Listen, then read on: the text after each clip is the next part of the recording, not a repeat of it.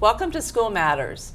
I'm Joni Kopis, and today we're going to be talking to the administrators at Highland Elementary School, Principal Ty Smallwood and Assistant Principal Mrs. Ashley Andrews. So welcome to you both. Thank you. I know, Ty, you've been on a couple times, but give us briefly your background and your work experience as well. Sure. I went to school in Hamilton City Schools growing up.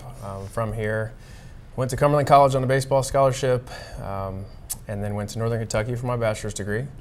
Worked at Edgewood Middle School for a little while there. Got my master's degree in school administration from Miami, and then transitioned to Hamilton, where I've been a school administrator, and this is my first year as the principal at Highland Elementary. All right, very good. And Ashley, tell us a little bit about yourself.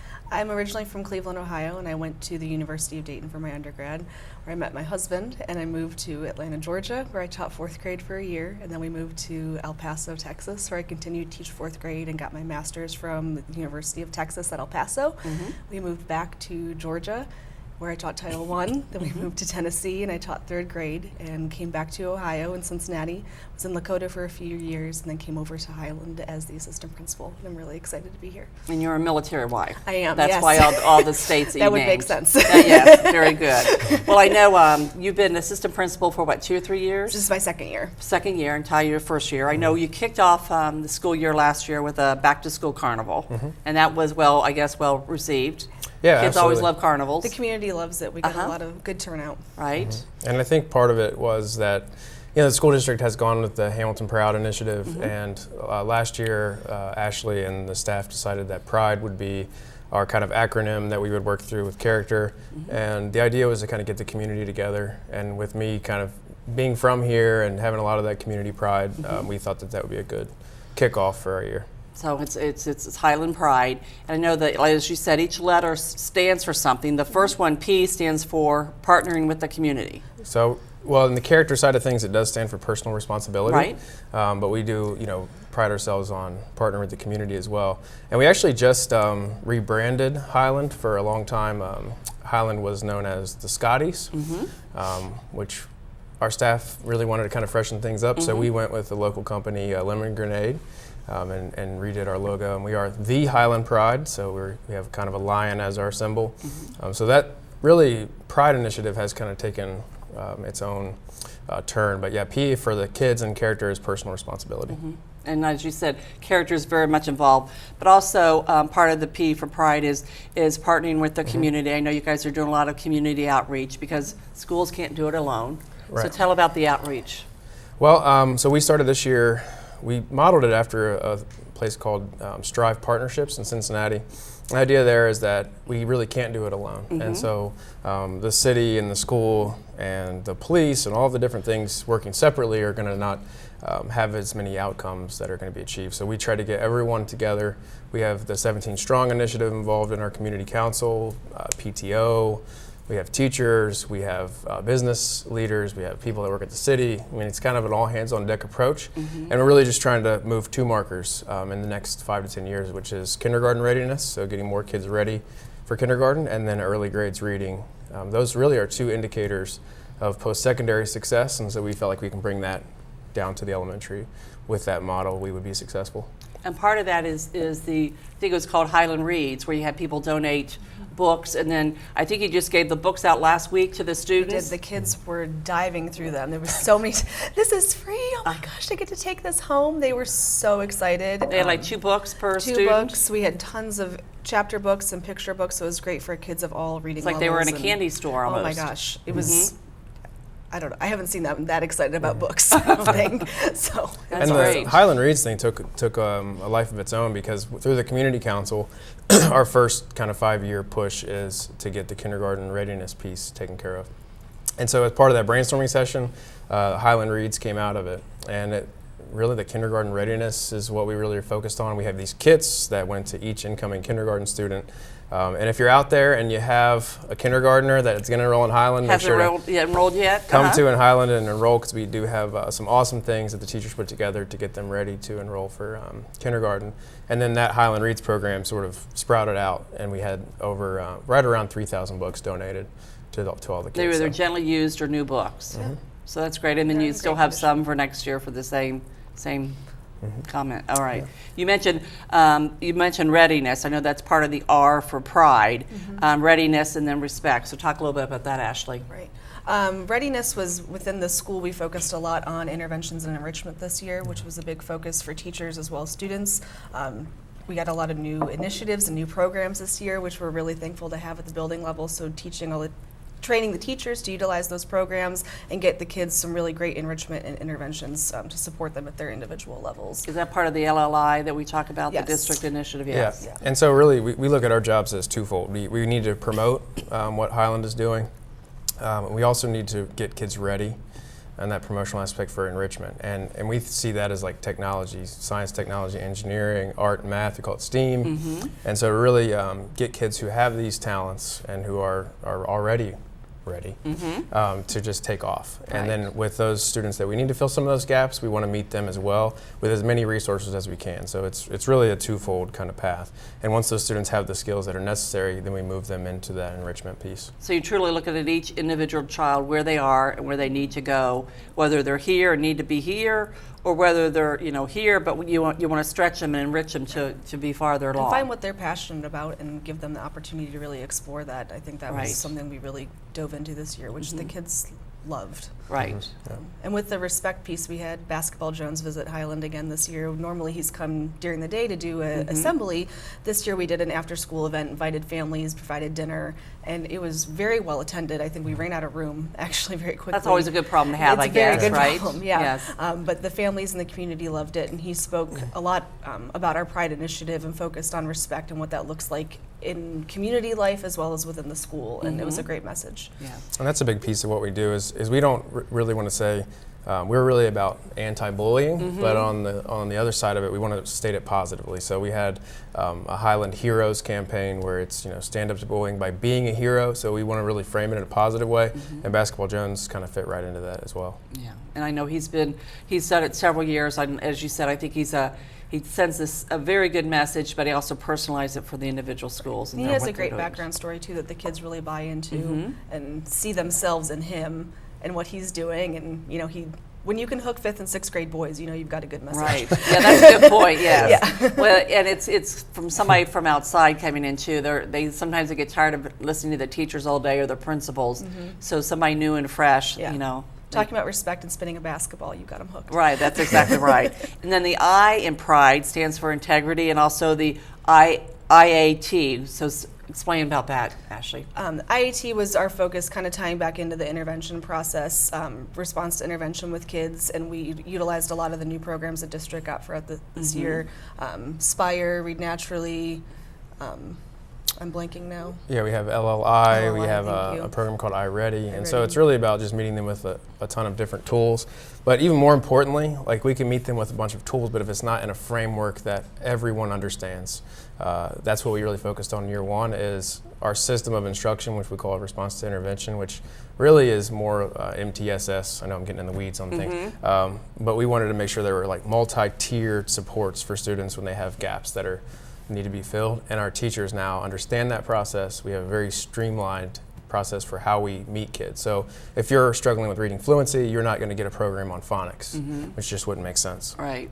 Well, you mentioned the students, but it's also important for the teachers, so they have a better understanding of what they're actually doing, so they in turn can teach the children. So you're working. I think all the principals went to several meetings in Columbus for this, and then you in turn came back and taught it to the staff. So it's a slow but deliberate process, so that the teachers have a better understanding, so they in turn can turn it to the students. Yeah. And with all the new systems and programs we got too, it's really important that they get down to the very details of those programs and understand to deliver that instruction to the kids. And with the I for pride, that was our integrity, kind of tied into Highland Heroes, and then we did a hashtag rack, which was a lot of fun for the kids. They went around the school and cleaned up the hallway or cleaned up the playground, and it was RAC is Random Acts of Random Kindness, Act of right? Kindness, thank you, yes. And they really loved that because they've seen the videos on YouTube and Facebook, so they thought that was so cool that they could do it within the school. Right. And they had a great time. We made our own little video, and Miss Andrews and I made fools of ourselves. Hashtag rack, you know, and the kids. But they like that. They and love it's, it. It's making character fun, you know, and we had kind of every morning on the announcements with the initiatives per letter. Integrity to us is one of the most important ones because it's doing the right thing, even when no one's watching, and when you will likely receive no credit for doing it. And to kids, sometimes we live in a world of incentives, you know, and to kids, that's a message we felt was really powerful. And we did it in a fun way, and we saw a lot of posters and just creativity that the kids were doing. Well, you mentioned the early morning announcements. You have a nice news crew of I think 4, are they 6th graders? And they do a nice job for Do a your great messages job. and announcements. Run by one of our 6th grade teachers, Tyler Downey. He's done an amazing job on the tech side, really making it engaging for the kids. And they've run their own news segments and meet with teachers and students throughout the school and do little interviews on projects they're working on. And he's also done some great things he tacked onto the Highland Heroes and made an amazing anti-bullying video, which was, brought us both to tears, Yeah, it was honestly. But so he's really done a great thing with that with the 6th graders, and we're excited to keep the tradition Again, going. it's the ownership. The students have the ownership of doing all the messages Exactly. and stuff. And we bought them equipment, Uh-huh. and they have a green screen, and you know, they think that's really cool. Well, it is. Well, maybe someday they'll be working at TV Hamilton. Who knows? Absolutely. All right, let's talk about the D in Pride, because as far as character, again, it's determination. Right. We did the Highland Reads. We did the Learn Something New challenge against Riverview, Oh, which yeah, was you had a friendly competition. very friendly. Yes, Mr. Solomon, Josh Marjoram, and Mr. Marjoram. we're after you next year. But every week we had them fill out a slip at home with what they learned with reading or writing, math or science or social studies, and return it to school. Tallied all the slips up to see which students from Highland or Riverview would return more slips, and it was a lot of fun. We ended up tying. We went Oh. 2 We weeks did. and 2 weeks, and it was cool because it carries into next year, and we can kind of Sure. keep that tradition going. We had a November that was very busy. We had Learn Something New going at the same time. It was our Buccaneer Challenge through Highland Reads. Every class, they had to read as many books as they could, and they filled out these little extended response sheets, and you know, each homeroom was competing against each other. So that month of determination was a lot of fun. Busy month, and yeah, we had a great Miss time. Boatwright, Miss Malone, Miss and Miss Redden. Redden's class won the Highland Reads Challenge, and Noah Crabriel, one of our students, won overall for the whole school. He has very large trophies, very proud of. So So I took a very lame powerlifting trophy that I won by being the only person in my And your- age and weight class, which meant nothing. And we got so it's a weightlifter and this huge trophy, and then changed we the have just a plate. little plate that says Highland Reads Champion, and he loved it, and the kids were like, oh, you know, they absolutely loved it. He And truly then was the hero for the day. Exactly, Miss yes. Redden's first grade class came in at the last minute, and I asked the little girl how many books she'd read that day, and she looked at me like her eyes had not shut all day. And she said, I've read 23 books today. You know? Oh, gosh. That's So, great, though. It was When a you blast. make anything fun, reading fun and engaging, and a little friendly competition never hurts. So Right. the kids had a great time. Which how you mentioned about character being fun, but also learning needs to be fun, which, you know, draws the students in. And the D for Pride is data-informed instruction. And again, you want learning to be fun. So talk about the D in Pride, the data-informed instruction. So we came into this year a big push in education, really globally, and not just in education and business and everything else is data. And what do we do with all this information that's coming in, whether it be through advertising or, you know, that world is really shifting. And so we looked at it, and we know that data to teachers can be intimidating. There's all these different phrases, like we're going to jump into the data, we're going to dive into the data, we're going to crunch the data, and teachers start to roll their eyes when they hear that. But what we wanted to shift toward is data informed versus data driven. Data driven means that anything you see as a number you believe and you just implement, which teachers have always been skeptical of because that's not good practice. Right. Data informed is taking all the different pieces that we see, including what you're seeing as a teacher, which we want to value teachers' input more Right. than anything. So that piece of it, combined with all the information we're getting from these programs, then leads us in a direction that we're going. And we've done a lot of professional development in that realm of things, but we wanted to keep it human-centered and not just number-centered. Right. So that's informed versus driven. Well, I would think the teachers would appreciate, you know, putting their input, because you said you can look at all the stats and they could tell you one thing, but the teacher knows a little bit more about that student sometimes than what the data may show. So I That would teacher think the intuition, teachers. you can't forget that. Right. It makes students people, not numbers. Right. And takes, you know, their interests and all that things into consideration, as well as, using the numbers. Right. And then next step really is to look at data not just within the school setting, but looking at what we know in education is that socioeconomic status and test scores pretty much correlate one-to-one. And so what are the factors going into student achievement? Students who aren't achieving typically have needs that need to be met in other realms. And so that's Hierarchy where, of needs. yeah, that's where that community council comes in. We've partnered with Butler Behavioral, we have Butler County Success Liaison, Center for Family Solutions, the business entities in the community, the city, looking at crime rates in certain areas. I mean, there are a lot of pieces of data that we can use to do community solutions and combine those with what we do at the school to kind of come. That's what that community council really is trying to do. Again, it takes a village. You can't be isolated at the schools and what have you. It all needs to come together to really make a difference. Absolutely. Yep. So, and the last letter in PRIDE is E, which stands for, again, we'll talk character first, empathy. So talk how that's working with the students. Empathy, I think, along with integrity, is the hardest thing to teach. You can't teach to have empathy. It's something they have to come from within. Right. So we did a lot of projects this year and brought in community that would give them that internal feeling. One of them we had mini horses come, therapy mini horses. Yes, right. And Seven Oaks. which was from Miss Seven Andrew's Oaks. favorite part of the It year. was my favorite thing we did all year long. I would have kept that horse in my office if they let me. But the students donated coloring books and crayons, and the Seven Oaks traveled from Cincinnati all the way to California visiting PTSD military hospitals as well as children's hospitals, and delivering those coloring books and crayons along the way. So it was great for the kids to see something they donated and where they were going. Because they were traveling to the Rose Bowl parade, Yes. correct? They So were. on their way, they stopped at those Right. those hospitals that you mentioned and passed those things Right. out. And got to follow that journey, and it was really great for them to be able to see that and contribute to that. Right. Yep. And then in this past month, and so we did, E is empathy, and we do that in the month of December. So there's a lot of things that we can do around the holiday time to show our empathy as a school. And we did a lot of those. Something that came out of the community council again was with Brenda LaBeouf and Brittany Jeffries. They said, well, neighborhood beautification is one of the 17 strong, points for LIVE in Hamilton. That was one of the LIVE Work Play. Live, Work, Play. They've worked with LIVE. And they just got flowers. I mean, these are things that don't cost a lot of money, but just have such an impact, and delivered them out into the area. We had so many people give us great feedback on that. Grandmothers and some shut-ins actually that hadn't seen anyone in a while that said thank you so much, tears in their eyes, just for coming out and planting flowers. And to build that into our kids is way more important than anything else. And you're expanding your Highland neighborhood to the larger neighborhood area. Because we pull from 3 distinct neighborhoods of Armandale, which is kind of right next to us, Right. and then Highland Park and half of Prospect Hill. And so we want to do a lot with those community partners to try to get those areas going. And the other part of E for PRIDE is expanding the knowledge and exploring new tools. So talk a little bit, you mentioned about Spire and Read Naturally, and that's sort of a Right. I extension think of everything that. we did this year really actually all spirals together and ties in, which I think makes it very connected and Perfect. purposeful. Right. But that last piece is really about training the staff and us, because everything came new this year, and really providing professional development and digging in and supporting each other on those new tools and how we were going to use them to meet students at their individual level.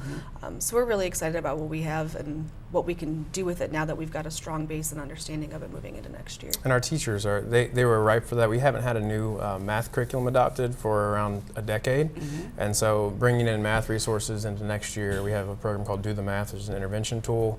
As well, our literacy in K-3 has been a strength of ours for a long time, and so then giving them extra tools. In first grade, at the end of the year, we had no student, not a single student, that was below basic level of reading, which was a huge accomplishment for Right. that team. And a lot of research bears that out. If you can catch them before they get older, Right. first grade especially, it's just huge. And then getting into next year, looking at some of that math curriculum and giving kids the tools that they're going to need for their futures, just going to be huge. I know you mentioned that the district's push is the reading and the math and really focusing on those. Not that the other subjects, they are embedded as part of those, but it's not like we're ignoring those. It's just the push is really reading and math. I think what we've really talked about with our teachers is actually embedding them, teaching math through science and teaching literature through social studies, and I think they're really excited to move forward with that next year. And Should be easy to blend in the other Absolutely. subjects in. Tell us about the SEAL team that you have with Mr. Stacy, your physical education teacher. Yeah, so we noticed, in fact, I think there's in elementary, just from this will be my first year, what I've noticed is that a lot of the referrals that come our way are boys. And so we talked about a boy mentor program, and then it just expanded. Like, why should we just give this opportunity to boys? We had a program called Hype last year. Kristen Kwiat ran through the district, and when she left to move on to another position, kind of left a little bit of a void that we're still trying to fill. And so we decided to kind of start this program, and I'm always proud of these brainstorming sessions, because I was like, we had the lab at the high school, Leadership Academy. How can we do this? Okay, Small Woods, Educate, and then it was like SEAL Team, and it kind of just took off from there. We have sixth graders, they're called SEAL Team 6, and it's really, I think young people don't have the rites of passage that they once had, and I think it's important to kind of have something to work toward. And so they work toward rankings. They have to earn 3 out of the 5 days of the week where they've had excellent academics and behavior. And then on Friday they come down and they do training, which is 2 parts, at least it was earlier in the year. We had Coach Stacy, so Stacy in Smallwood, Educational Academy of Leaders, SEAL. They go to Coach Stacy, and we started not being able to walk in a straight line. Like, that was it. I mean, we just, everybody's squirrely and running around. Right. And by the end of it, I mean, they were able to kind of march together and do a little running together and things like that. This is K through 6. It was pretty impressive. And then the other piece of it is this room called the Makerspace, which is like some STEAM and STEM programming, some robotics that we're hoping to expand. And so they get kind of that engineering piece of it and some creativity, as well as the structure of like a physical education setting. And then we just had our final ranking ceremony where we used the Navy rankings. Captain Allison came over. Like, we've really hammed this up for the kids. They have dog tags. And again, they're so proud of their accomplishment. We started with like 40 students, and it really is a high bar to set.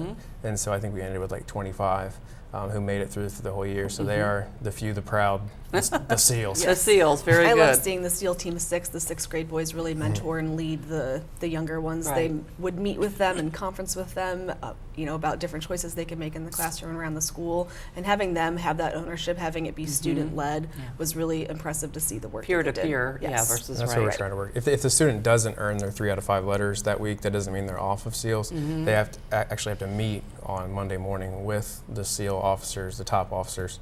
That's about 3 students, and they have little accountability meetings, which are just so much fun to watch. A kindergartner, looking up at a 6th grader, and they're encouraging them to do better. So it's awesome. Well, you mentioned the STEM and the STEAM.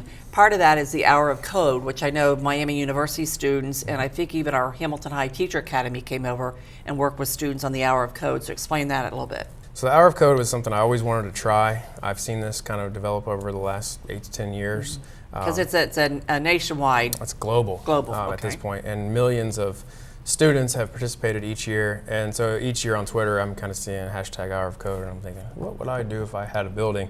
And so we wanted to start small, which I'm very bad at doing.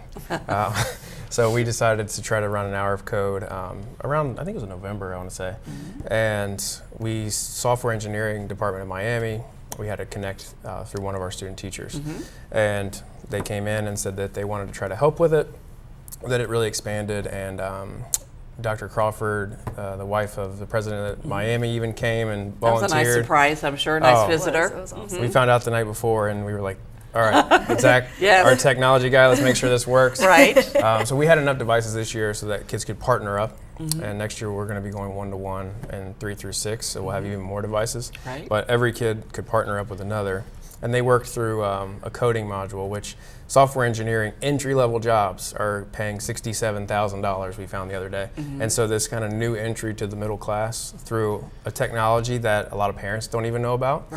In fact, calling certain principals, they're like, what is this coding thing you're doing? And trying to build that into the curriculum, we feel will give our kids more opportunities. And it was so cool to see. We went to every classroom, and they were all coding, learning these little puzzles and things like that, and they just absolutely loved it.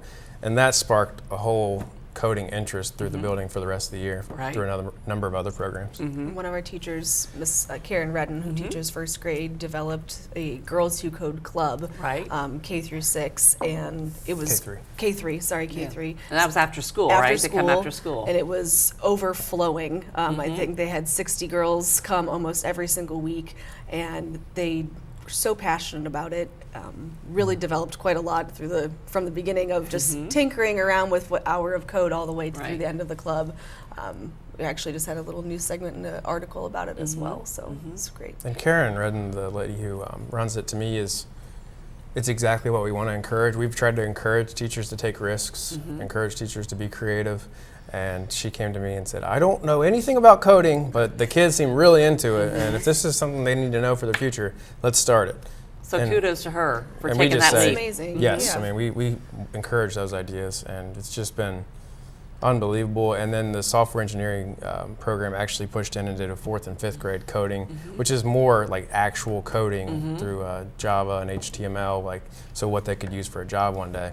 As opposed to some of the younger ones, which are just entry level.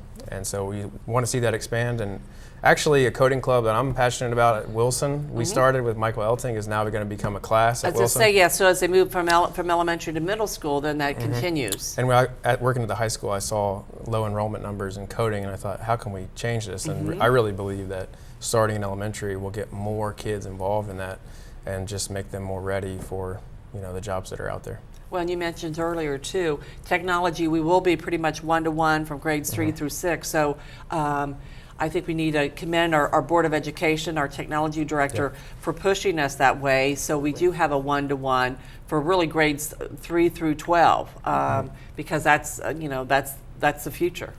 It's going to change the way our teachers teach and the access to technology and the way they view technology in the classroom. It's going to change everything we do. So, and technology doesn't replace the teacher, but it enhances learning and enhances teaching. Absolutely. With the framework that we have, it's much more teacher friendly. I mean, there are some. This is how exciting this sounds. Intuitive algorithm programs that are not as teacher friendly. But Danielle Romine, I can't commend her enough, our director of elementary programs, for making a teacher-centered framework and then building technology as something the kids can use as a tool. And so once they've mastered the ability to read, which is what everyone is pushing toward in a lot of urban areas, what do they do next? And we've answered that question. I mean, with technology, they'll be able to produce new things, they'll be able to learn new things. There's no reason that a 6th grader that has a business idea for a lemonade stand can't take that same project and make one that actually forms a business. And I've talked a lot with the Hamilton Mill and people about those same ideas. No reason that kids can't just start using the skills that they learn in school and jump into the world. Right. Which is really exciting. Well, prepares them for real life, no doubt about it. Let's talk about Bow Tie Tuesdays. Oh, jeez. All right. I mean, that just started this year. Well, I can't take any credit. Dwayne Moore at the high school, I think, really provided the consistency in the bow ties, and then Mr. Simpson came on board, and I can't take any credit because I wasn't rocking the bow ties back when I was teaching at the high school. Right. And then at Wilson, we started Daniel Sutton, who's the student at the high school, has his own bow tie business. Right, he makes them, Yeah, and so that sort of just took off, and I said, well, why don't we just do a Bow Tie Tuesday photo? And so we made an announcement. There were like 5 kids, I think, for the first one. And then every week now we do it, and we had a grandmother sew bow ties. From Minnesota, right. Yeah. Sew bow ties for 2 whole classes, and it's got to the point where we probably need to schedule it for after school or something because like half the student body coming down might for a photo. But it's just a fun way to break up the week, and it takes a little longer to get ready on Tuesdays now, and sometimes I regret that decision, but it's fun. And Miss Andrews has been in there a couple times. Well, I know the one for Dr. Seuss, Mrs. Wagenfield, the library clerk, had on her Dr. Seuss hat with her bow tie, and it was a cute picture as well. So you guys are doing great. You talked about community outreach with the various segments, but you also have strong adopted school partners. I know Taco Bell gave you tacos one day for a class or for the whole school. For the whole school. That's a lot of tacos. So we were thinking, like, how can we get kids really excited? Because we have about a month of testing. Now it's broken up now, which is a lot better than what it used to be. But that month was our month of determination. We're like, how can we really get kids motivated? And just out of nowhere, Adopt School came as a savior, and we had 750 free tacos.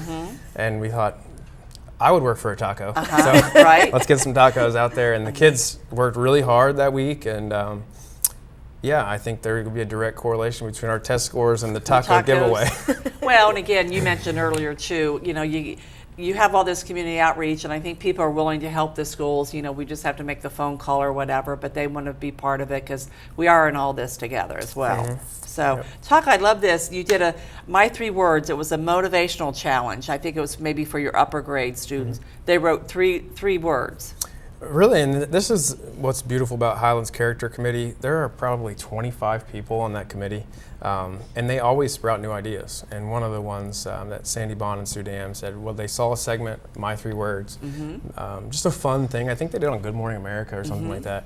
And those are the things that can kind of run themselves when you really empower teachers. And they just took off with it, and they ended up making a video. And each kid wrote, 3 encouraging words. And we had the younger grades come up, and next year we'll kind of flip it. And they older walk through grades will go down. the word lines, if you will. Yeah, so it was just kind of a montage video of the younger kids coming up and seeing the older kids, and they still have posters up in the hallway from that day. It was just encouraging and really needed at that time of the year. You sometimes get in the grind of third quarter, so it was just a great thing. Character Committee and Sue Dam just in general, and Sandy really take on a lot of that.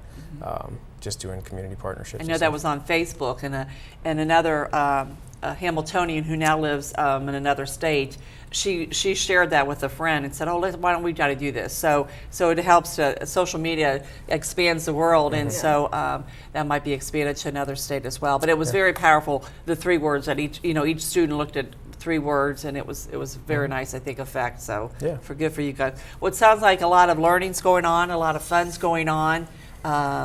I know we're wrapping up the school year and excited about next school year, but sounds like we've started some great programs. As we talked about math and reading, and that will continue on because that's a multi-year process. And I think the beauty of the new math and reading is that it fits, once they leave elementary, it aligns with middle school onto high school. So it's not 3 choppy programs, if you will. It's a nice continuation. Yeah. So. And we really think all of the educational research around leadership talks about instructional leadership, and then they sort of frown on transformative leadership, and that kind of speaks to the old school way, like just community center. We really think at Highland we could do both, and that we can be strong instructional leaders. We can provide social emotional supports. I got to give a shout out to Teresa Wooden, who is former school administrator from Talawanda that came on board, and she just takes on so many different things. She's your student and family support specialist. Yep, and she has done an unbelievable job working with families to get kids the support they need. And so we have strong academics. We have Teresa really manning that, doing social emotional support, and then the community piece, and it just all ties together.